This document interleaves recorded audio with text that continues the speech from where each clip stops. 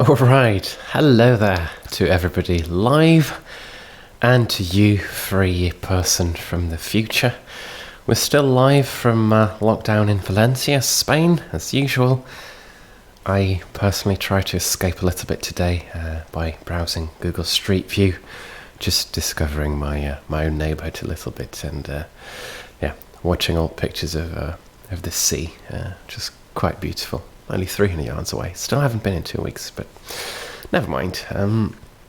Last night we read the chapter about the lobster quadrille, and there was a little bit of a singy-songy poem involved. I do hope there will be no more singing involved for tonight's chapter, really. Actually, it looks like it's going to be a bit of a short one tonight. In fact, we ended on a bit of a cliffhanger, if you can recall, as Alice and the Gryphon and the Mock Turtle hurried off to watch and attend a trial that was about to begin. So I suppose we should pick it up where we left off. Hope you have your snacks and carrot biscuits ready. Here we go. Chapter 11, Who Stole the Tarts? The King and Queen of Hearts were seated on their throne when they arrived, with a great crowd assembled. All sorts of little birds and beasts, as well as the whole pack of cards. The knave was standing before them, in chains, with a soldier on each side to guard him. And near the king was the white rabbit, with a trumpet in one hand and a scroll of parchment in the other. In the very middle of the court there was a table, with a large dish of tarts upon it. They looked so good that it made Alice quite hungry to look at them. I wish they would get the trial done, she thought, and hand round the refreshments already. But there seemed to be no chance of this, so she began looking at everything about her to pass away the time. Alice had never been in a court of justice before, but she'd read about them in books, and she was quite pleased to find that she knew the name of nearly everything there. That must be the judge, she said to herself, because of his great wig. The judge, by the way, was the king, and as he wore his crown over the wig. He did not look at all comfortable, and it was certainly not becoming. And that must be the jury box, thought Alice.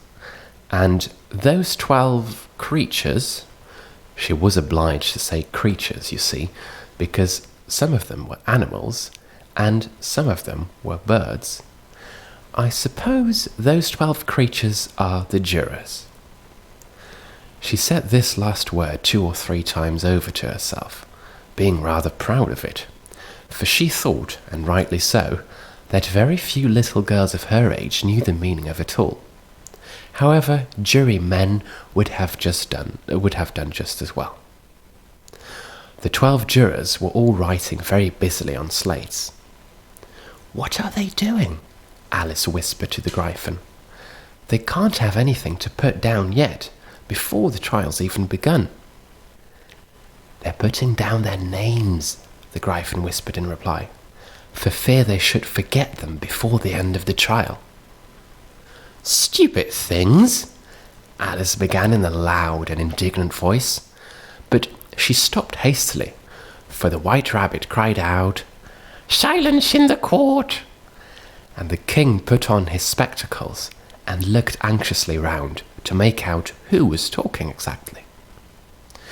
Alice could see, as well as if she were looking over their shoulders, that all the jurors were writing down stupid things on their slates, and she could even make out that one of them didn't even know how to spell stupid, and that he had to ask his neighbour to tell him.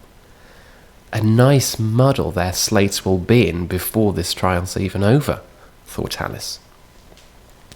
One of the jurors had a pencil that squeaked. This, of course, Alice could not quite stand, and she went round the court and got behind him, and very soon found an opportunity of taking it away. She did it so quickly that the poor little juror, it was Bill the lizard, by the way, could not make out at all what had become of it. So, after hunting all about for it, he was obliged to write with one finger for the rest of the day. And this was of very little use, as it left no mark on the slate. "Herald, read the accusation," said the king. On this, the White Rabbit blew 3 blasts on the trumpet, and then unrolled the parchment scroll, and read as follows. "The Queen of Hearts, she made some tarts, all on a summer's day. The Knave of Hearts, he stole those tarts, and took them quite away." "Consider your verdict," the king said to the jury. "Not yet, not yet," the rabbit hastily interrupted. "There is a great deal to come before that." Call the first witness," said the king, and the White Rabbit blew 3 blasts on the trumpet again, and called out, "First witness!" The first witness was the Hatter. He came in with a teacup in one hand and a piece of bread and butter in the other. "I beg your pardon, your majesty," he began, "for bringing these in, but I hadn't quite finished my tea when I was sent for." "You ought to have finished," said the king. "When did you begin?" The Hatter looked at the March Hare, who'd followed him into the court, arm in arm with the Dormouse. 14th of March, I think it was," he said. 15th, said the March Hare. 16th, added the Dormouse.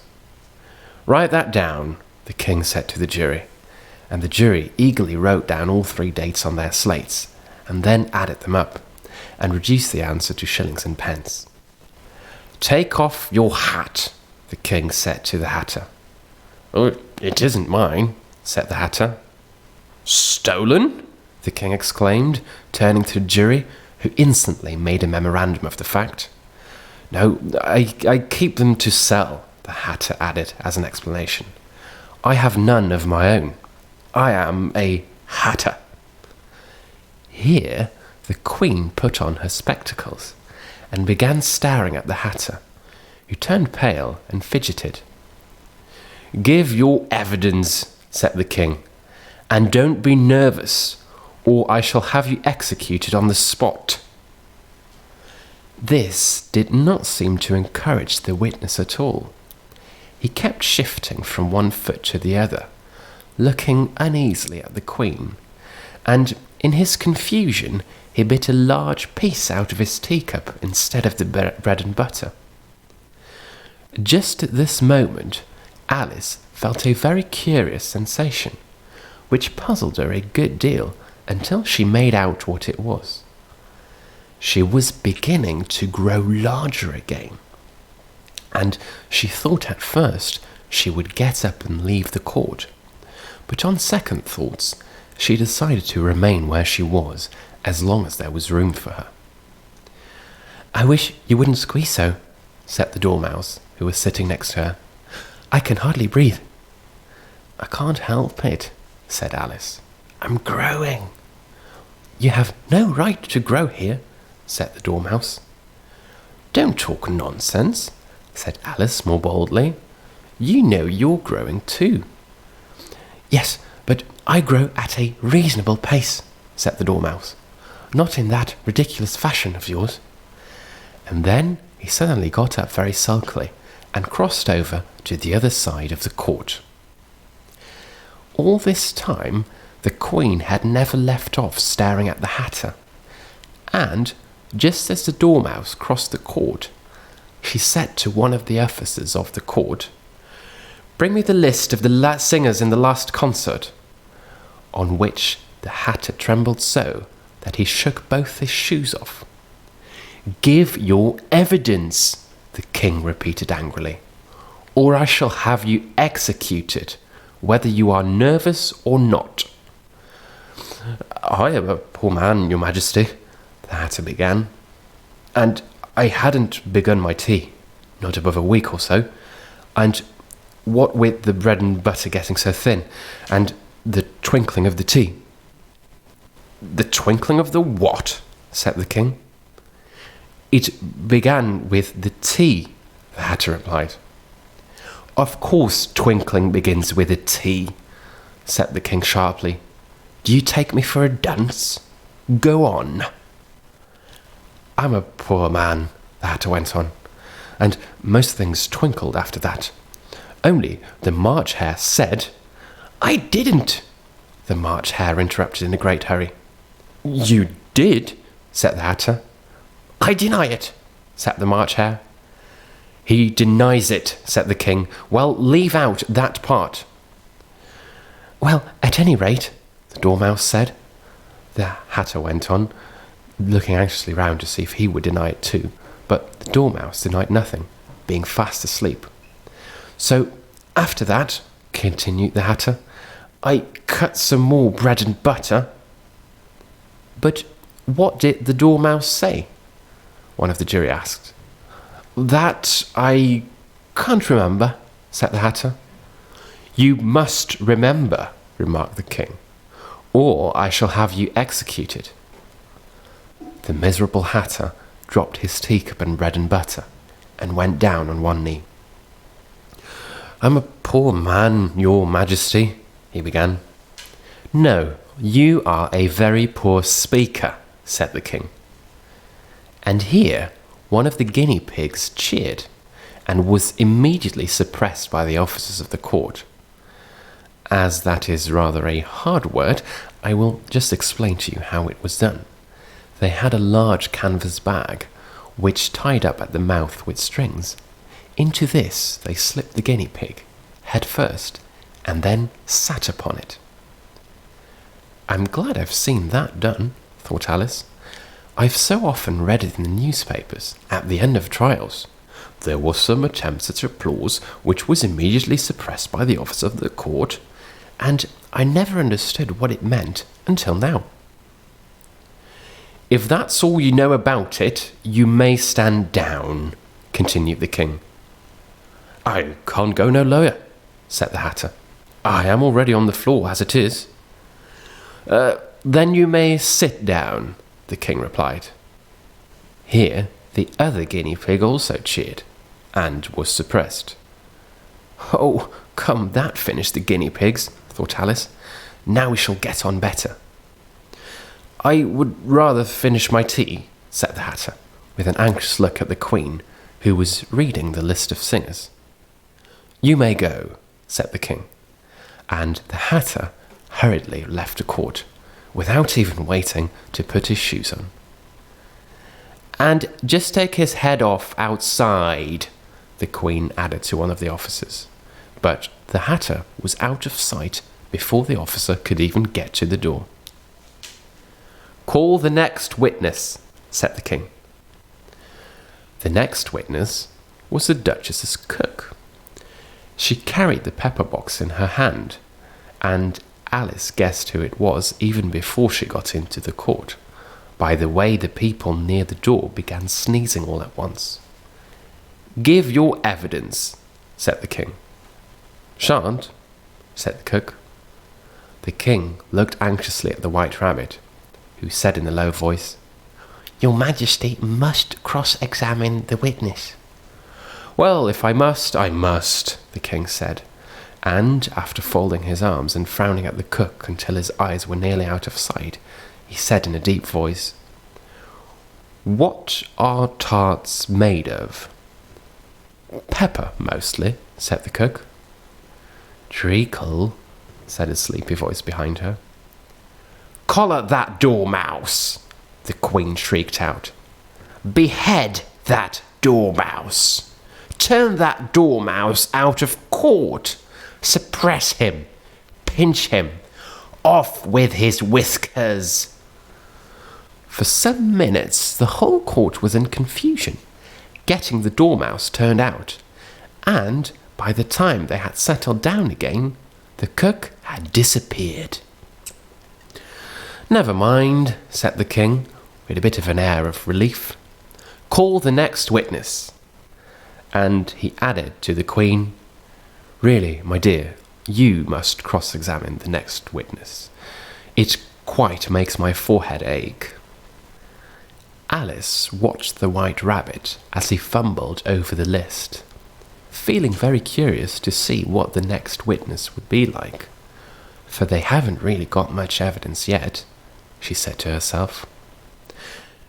And then imagine her surprise when the White Rabbit read out, at the top of his shrill little voice, the name Alice! Oh my goodness, what a cliffhanger. And how vicious these creatures in Wonderland can be. I hope you're looking forward to the grand finale as much as I am. This was really quite a cliffhanger indeed. I still can't believe it. We just have one more chapter to go, one final chapter tomorrow. I wonder what Alice's witness statement will be like tomorrow. I suppose we'll have to wait another 24 hours for that. 23 hours, because the clocks are moving forward. Yeah, so don't forget to move your clocks forward 1 hour. So that's a bonus actually. I'll be seeing you all again in less than a day's time. 23 hours. Okay, let's stop the mindless rambling there. Thank you all very, very much for tuning in to this rather short but still quite eventful chapter, and I hope to see you all tomorrow one last time for chapter 12 of Alice's Adventures in Wonderland. Thank you very, very much, and see you all tomorrow. Good evening, sweet dreams. Goodbye.